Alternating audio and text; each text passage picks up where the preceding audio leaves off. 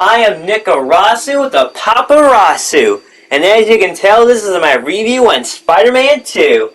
It's taken me a while to make this, but it's finally here. Insomniac did a great job with this game, and as expected, Yuri Lowenthal put on an amazing performance. I didn't know there were bears in these woods. Okay, before we get down to business, there's something I have to tell you. I'm fresh out of honey. There will be spoilers, so if you haven't played the game yet, you're gonna want to turn off the video. For those who are still watching, here we go! The web swinging is faster, and you can do things in the air that'll give you a boost, which I sadly forgot to add. Whosever idea it was to add the web wings into the game honestly deserves a raise. I really enjoyed using the web wings. It made the traversal even more fun. When it comes to traversal, I honestly think that Spider-Man 2 has the best traversal when it comes to any Spider-Man game. The combat's improved. During fights, you can use abilities. Peter has his Stingers, and Miles has his Venom. I'll suss it out. Spiders up there! Looks like Pete was right. This is definitely a hunter point. Maybe I can find out if there's a base nearby. Did one of you call reinforcements? Cause not cool. Get out of the way!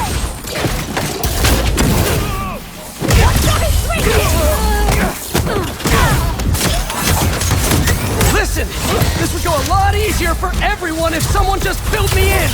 As you progress in the story and upgrade Peter and Miles' skill tree, you unlock new abilities. You can even change the abilities whenever you want. Finishers are in the game, which were always fun to use, and in this game you can use team finishers like we saw in the reveal trailer 2 years ago, which makes the combat even more fun. I like how you can do team finishers with any character that's fighting with you. Stealth's been improved too. You can create a web line to get across other areas, and there's an upgrade in the skill tree that lets you take down 2 enemies at the same time. Crime reports are still in the game, which I usually go to whenever it pops up. Before the game came out, I heard a great idea for a crime report. The idea was for villains to break out and you would fight them as mini-bosses. They could have used villains that we haven't seen in the universe yet, like the Jackal, the Beetle, Shriek, and other villains that aren't that well known. Plus, it's pretty normal for villains to break out of prison, so this idea makes sense to add to crime reports. Unfortunately, that idea isn't in the game. Maybe it will be in Spider-Man 3. Aside from crime reports, there are other side activities and missions to do, like fighting Sand People to retrieve crystals that contain Sandman's memories. Symbiote nests, where you fight off civilians with symbiotes that Venom created. You need to fight them off and protect the sonic bursts you place on the nest for a certain amount of time. Hunter bases, where you can either stealthily or straight up take out Kraven's hunters, and afterwards learn about Kraven's messed up family. You can use either Peter or Miles for these activities. One of the cool parts about this game is that Peter and Miles have their own side missions and activities where you can only play as that specific character. My favorite Miles mission is the Mysterium set up by Mysterio, or so you think. You're put in challenges. Some you have to defeat a certain amount of enemies, and some you have to hit a finisher a certain amount of times. My favorite for Peter is the Flame. Here, Peter sees Yuri again after the City That Never Sleeps DLC who's become Wraith. They team up to face a cult known as the Flame. They do end up fighting when Spider-Man stops Yuri from trying to kill their leader. Afterwards, they team up again. By the end of the side story, they set up for a certain villain. And when the crimson hour rolls over this earth, it shall bring truth, judgment,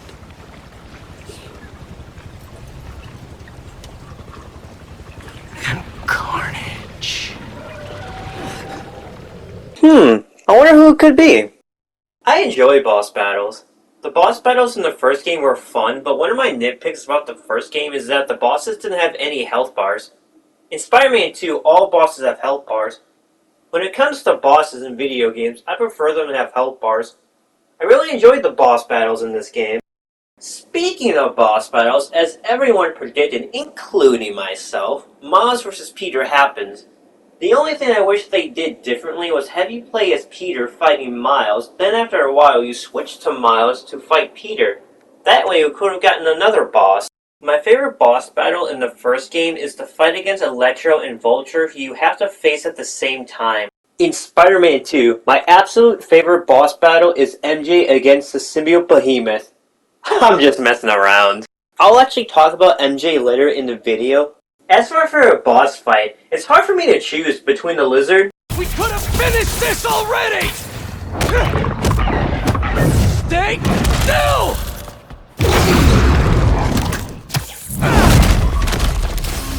And of course the final boss, Venom himself.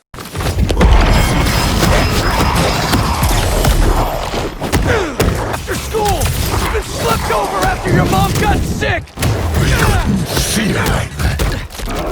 Before moving on, I wanted to let you all know, if you didn't already, that 4 months ago I made a video on suits that I wanted to see in Spider-Man 2. In the video, I predicted 3 suits to be in the game, and all 3 of those suits are in the game.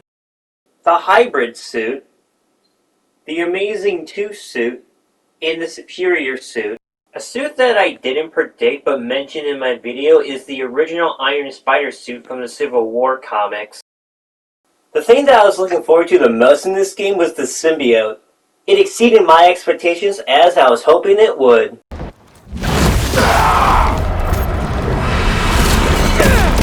Oh, this feels good!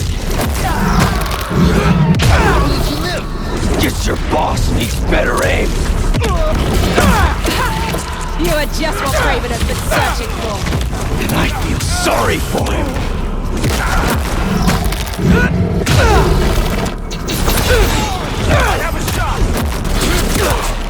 Oh, sorry. I was too busy having fun with the Symbiote.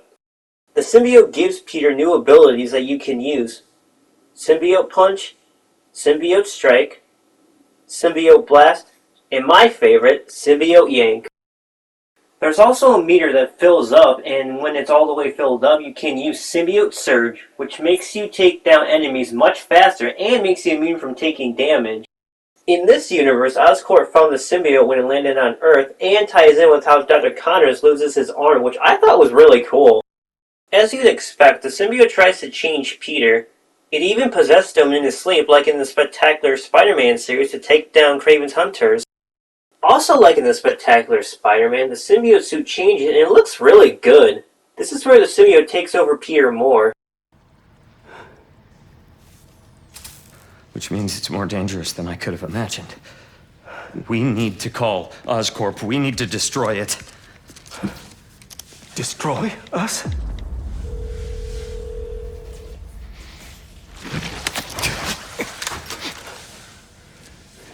You said it chose me, Doc.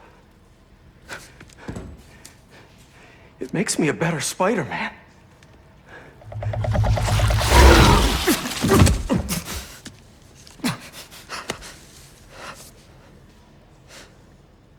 With the help of Spider-Man number 2, Miles, and a loud bell, Peter realizes what the symbiote's trying to do to him and he rips it off. It won't be the last time Peter gets a symbiote, because later in the story, with the help of Miles and Mr. Negative, Peter ends up becoming Anti-Venom, which honestly surprised me, and one surprise I'm absolutely fine with. They even gave Peter 2 new abilities, Anti-Venom Bomb and Anti-Venom Tempest. I honestly thought that we would have to wait until the main story was finished in order to use the symbiote and its abilities again.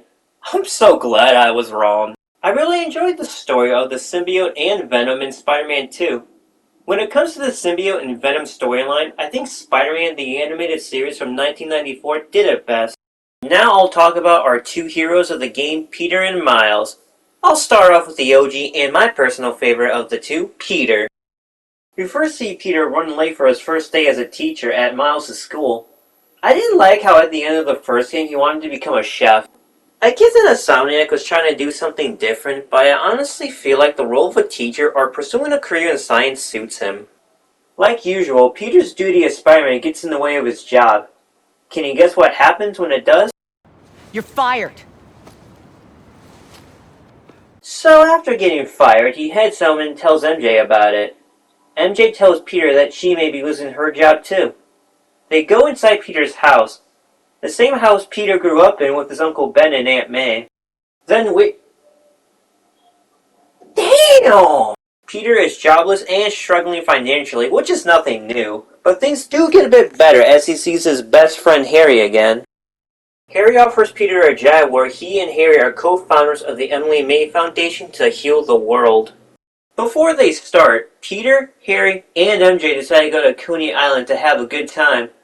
They even have fun when things get annoying. Muscle up, muscle up, muscle up, muscle up, muscle up, muscle up.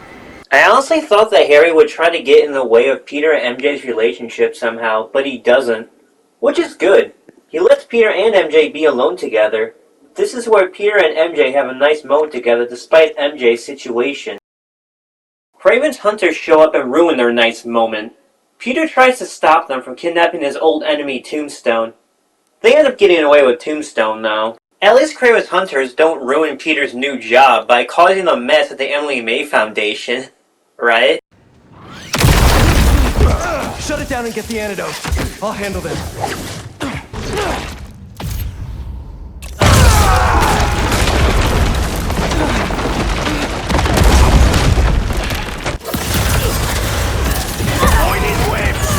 Your dad's right. The Foundation doesn't matter. What? This was our dream. Yup, that would be the typical Parker luck, alright. Aside from everything else that Peter's facing, we see that he still has Mate's death on his mind. This is all my fault. I'm sorry. I'm sorry. With all that happens, how does Peter's story end?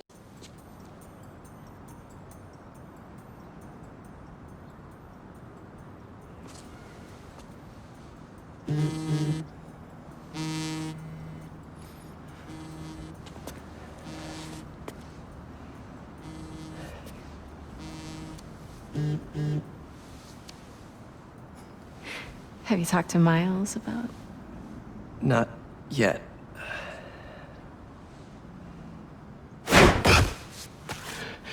You ready? Miles...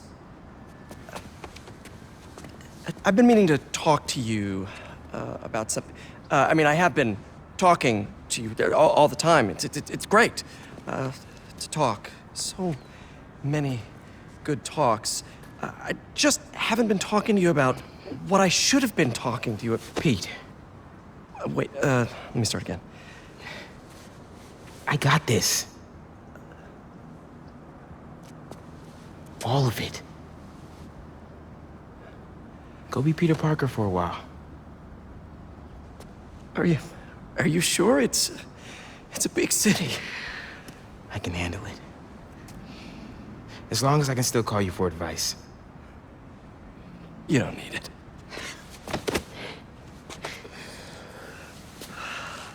Maybe not now, but there'll come a time. I'm here for you. Always. Big bro. See you.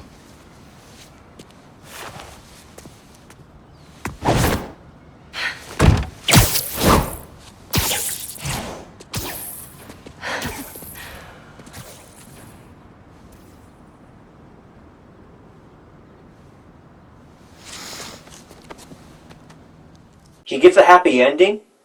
He gets a happy ending! Bet you hate this, Sam Wells. If he was working on this game, he probably would have had it ended with Peter crying in the bathtub. As for Miles, we first see the character struggling with what to type for his college application. Like Peter, Miles' duty as the other Spider-Man gets in the way of what he wants to do. While struggling to get into college, Miles faces another problem when him and Peter find out that along with Scorpion, Martin Lee is being moved to Ravencroft, which is an asylum in the Marvel Universe. Miles is still angry at Mr. Negative for being responsible for his dad's death in the first game. This is when Kraven's hunters show up in the game to take Scorpion and Martin Lee. Spider-Man. Lee.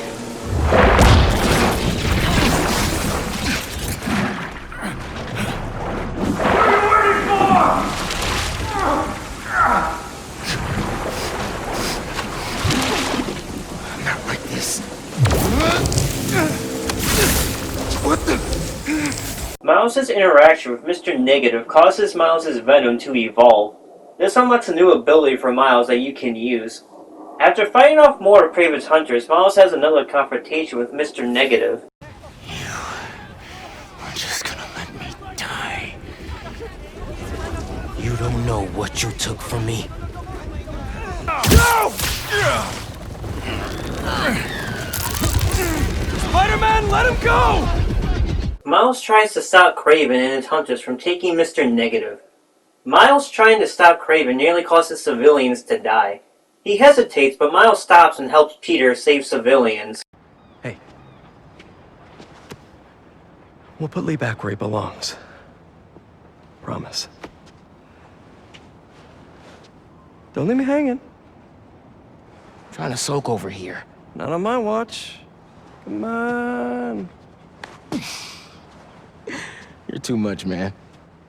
I love how Peter tries to cheer up Miles after what just happened. Later, while trying to fill out his college application, we see that Miles still has Mr. Negative on his mind. When Miles' mom and his friends find out, they get worried about him. And Lee. Lee's still out there. Doesn't that bother you? Of course it bothers me. But I'm committed to making this community better. I've got to let go of things that don't serve me and focus on where I want to go, not where I've been.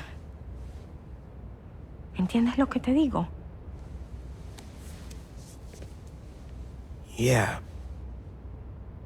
But Lee? I can't just let him go. While trying to help Peter, Kraven kidnaps Miles. Miles goes on to fight Mr. Negative, who tries to get into his head.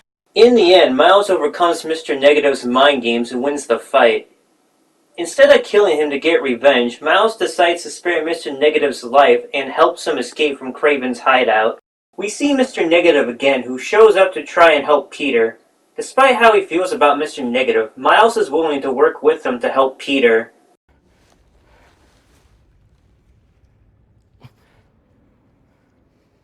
I won't forgive you. It's just not in me. But I can't carry this hate for you anymore, man. So let's set things right. You and me.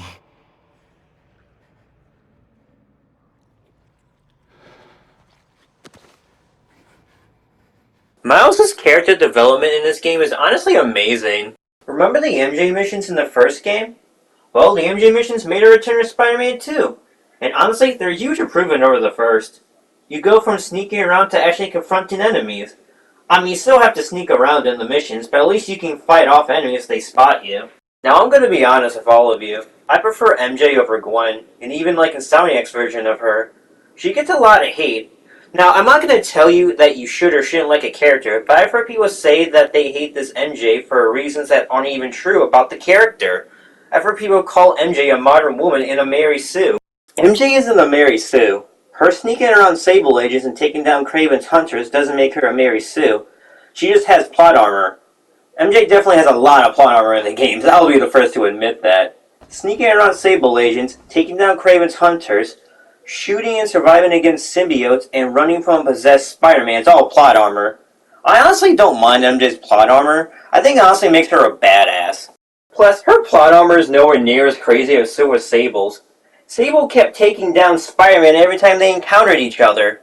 At least MJ just sneaks past or takes down the small fries, and in that chase with Spider-Man, it's not like she's pulling a Silver Sable. When MJ encounters the main villains, look at what happens.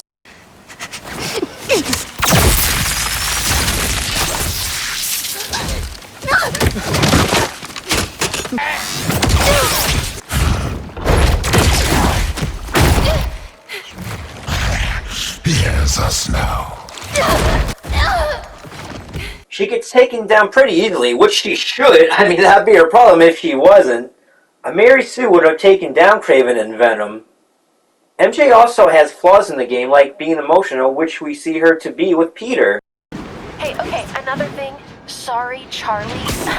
You knock a man out, destroy my background research, and the best you got is sorry, Charlie? Is everything a joke to you? What?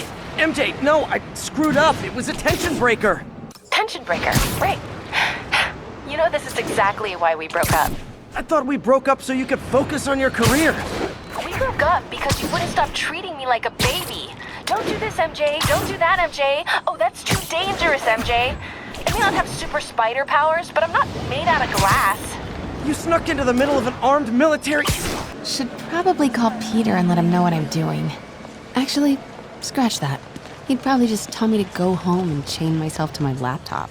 This scene right here is where people get mad and say that MJ is annoying. Now, I'm not exactly going to disagree with that, because even I thought this was annoying. Peter thought she was in danger here and is worried about her throughout the game. I don't blame Peter for worrying about her, but at least later in the game, MJ apologizes. I'm sorry I screwed things up. Another thing I hear a lot is that she's a strong and independent woman who doesn't need Peter's help. When did she ever say she doesn't need Peter's help? It was MJ's idea for them to be partners in the first place. MJ tells Peter where she is or where she was.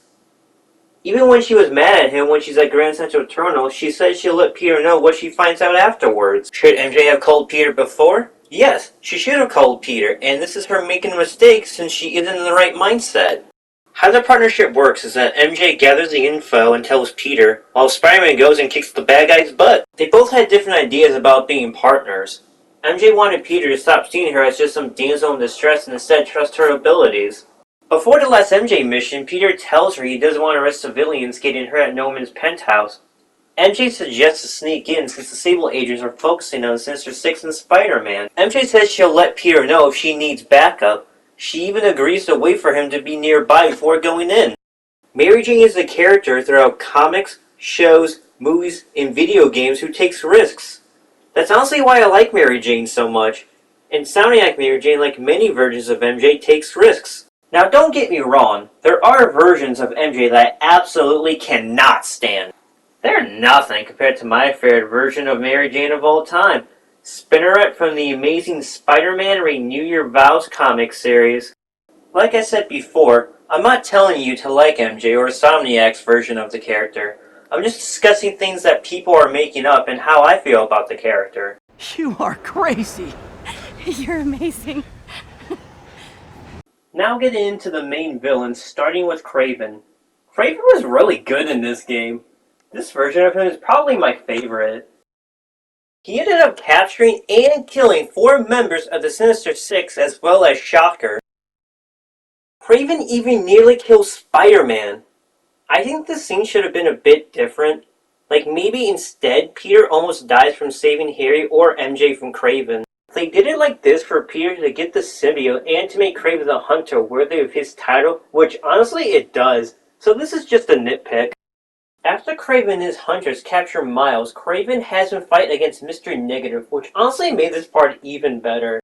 We end up finding out Kraven is dying, and instead of wanting to die peacefully, he decides he only wants to die by someone he considers worthy. Insomniac did a great job with Kraven the Hunter. Kraven meets his end by the hands of the next main villain of the game, Venom.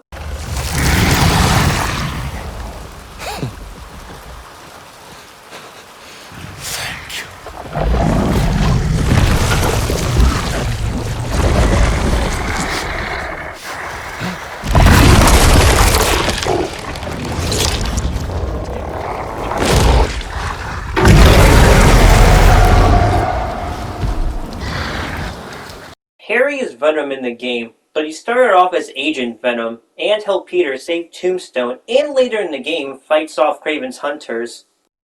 I like how they have Harry use the symbiote to become Agent Venom and help out Peter rather than him not do much before the symbiote gets passed on to Peter. Harry turns into Venom when he gets the symbiote back. Shortly after, Insomniac shocked me when I got to play as Venom. I didn't think we'd be able to play as Venom in Spider-Man 2, but I'm so happy we can. I enjoyed every second of it, beating the crap out of Oscorp's security team, Kraven's hunters, and even Kraven himself. It's too bad we can't replay the mission whenever we want without having to replay through everything before.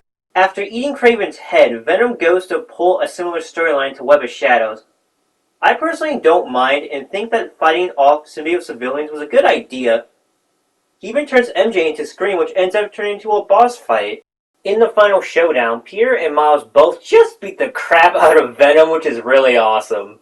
Venom's my favorite villain in the Marvel Universe. I know he's an anti-hero in the comics and Tom Hardy movies, which I've never liked.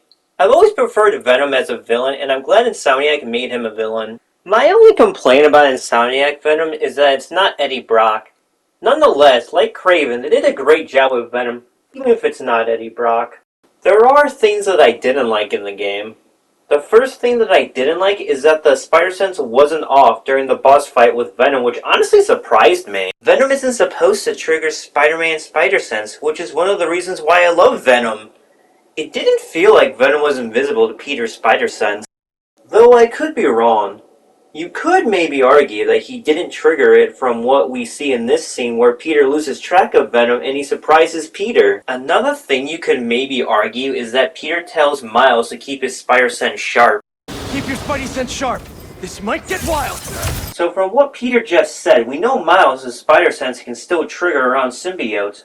But does the same apply to Peter? I'm honestly not sure. I think Peter's saying something like, they aren't or he isn't triggering my spider sense would make it clear to me. The Spider Bots. It was cool seeing Insomniac Spider-Man make it a cameo in Across the Spider-Verse, but I still don't like how they're connecting the game to the movie, since it ruins the whole thing with Spider-Geddon. For those who don't know what Spider-Geddon is, it's a Spider-Verse comic event that Insomniac Spider-Man is a part of. He meets and fights Superior Spider-Man. They join forces with other Spider people to fight Spider-Man Soul Suckers. Not only did he meet Superior Spider-Man, but he also meets Miles from the main universe and another Peter Parker who's from the same universe and married to Spinneret. Aside from that, the Spider-Bots are annoying to find. They don't appear on the map, but you can't upgrade your traversal for them to appear on the mini-map. If you're having a hard time finding them and trying to go for the Platinum, then I recommend watching a YouTuber called WoW Quests. His videos really helped me out.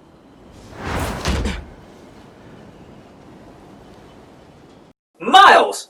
What are you wearing?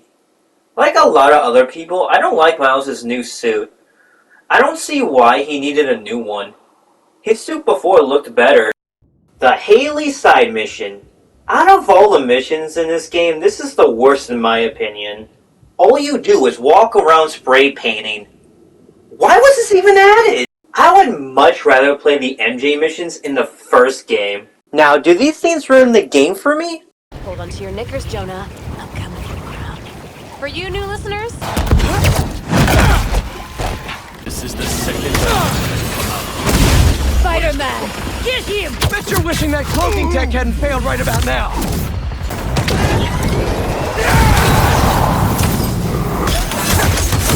Heal! Roll over! Play dead!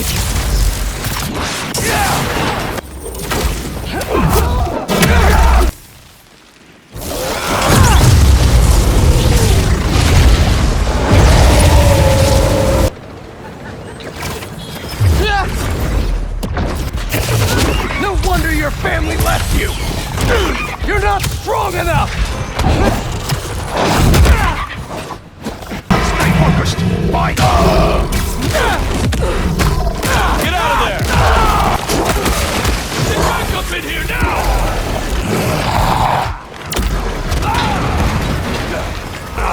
Yes! The answer is no. I still love the game despite the things I didn't like about it. Games have flaws. I do hope Spider-Man 2 gets Game of the Year. Overall, I love Spider-Man 2. It was worth the wait. I give this game a 9 out of 10. Before I end this video, I want to let you know that I do have more videos that I've been thinking of making. Thoughts on Spider-Man 3, and 3 ideas for my Game Ideas series. Of course, Naruto Xenoverse will be next, as I said in my Dragon Ball Xenoverse 3 video. A Spider-Verse game and a Venom game. I hope you all enjoyed this review. Please comment down below your thoughts, like the video, and subscribe.